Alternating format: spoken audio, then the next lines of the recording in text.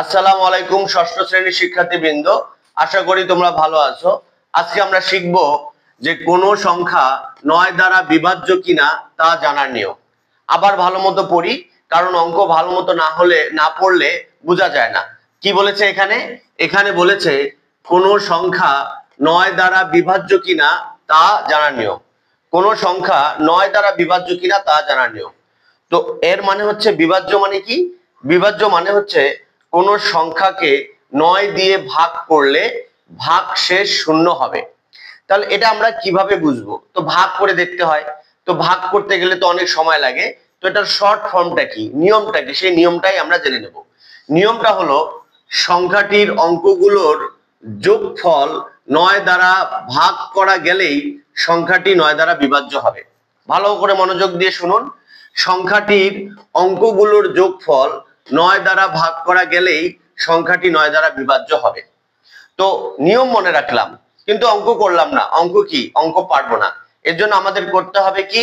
উদাহরণ বারবার প্র্যাকটিস করতে হবে। তো আমি উদাহরণ হিসাবে তোমাদের অনুশীলনী 1.2 এর 3 নংয়ের ঘ নাম্বার রেখেছি।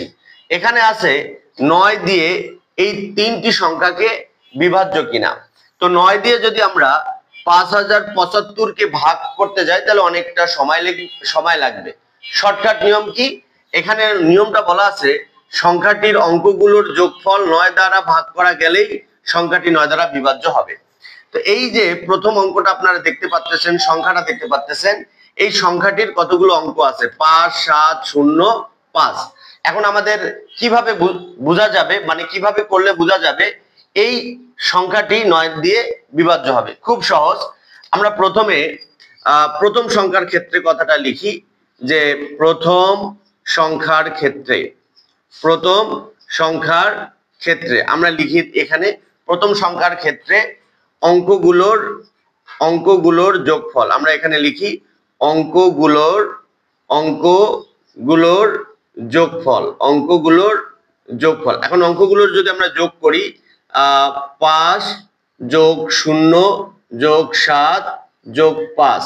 এখন যদি আমরা এটাকে যোগ করি 7 আর 5 12, 12 আর 5 12, 13 14 15 16 17 17 হয়।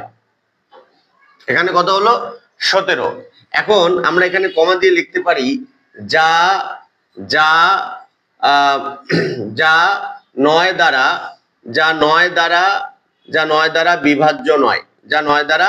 বিভাজ্য নয়। কিভাবে বুঝলাম? তোমরা ক্যালকুলেটর বের করো। ক্যালকুলেটর বের করে এই 17 কে 9 দিয়ে ভাগ করো, দেখবা দশমিক আসবে। তাহলে দশমিক আসলে কি হবে? সেটা বিভাজ্য হবে না। কিন্তু এখানে এই যোগফলটা কিন্তু অবশ্যই তোমাদের মনোযোগ দিয়ে করতে হবে। যোগফলটা যদি ভুল হয় তাহলে কিন্তু অঙ্কটা ভুল হবে। যেমন যোগফলটা কি? 7 আর 5 যোগ করলে কত হয়? 7 8 9 10 11 12। 12 আর 5 যোগ করলে কত হয়? 12 13 14 15 16 17। এন্ড 17 কে যদি আমরা 9 দিয়ে কি করি? 9 দিয়ে যদি ক্যালকুলেটরে ভাগ করি তাহলে দশমিক আসবে। তাহলে এই 17 সংখ্যাটা 9 দ্বারা বিভাজ্য হবে না। তা 17 সংখ্যাটা যদি 9 দ্বারা বিভাজ্য না হয় তাহলে প্রথম সংখ্যাটাও 9 দ্বারা বিভাজ্য হবে না। তাহলে লিখতে পারি সুতরাং 5 5 0 7 5 সংখ্যাটি 9 দ্বারা বিভাজ্য নয়। 9 দ্বারা বিভাজ্য নয়। আচ্ছা, এবার দ্বিতীয় সংখ্যার ক্ষেত্রে লিখি। এবার আমরা লিখি যে দ্বিতীয় সংখ্যার ক্ষেত্রে আবার কি করব? অঙ্কগুলোর যোগফল। আবার লিখি যে অঙ্কগুলোর যোগফল।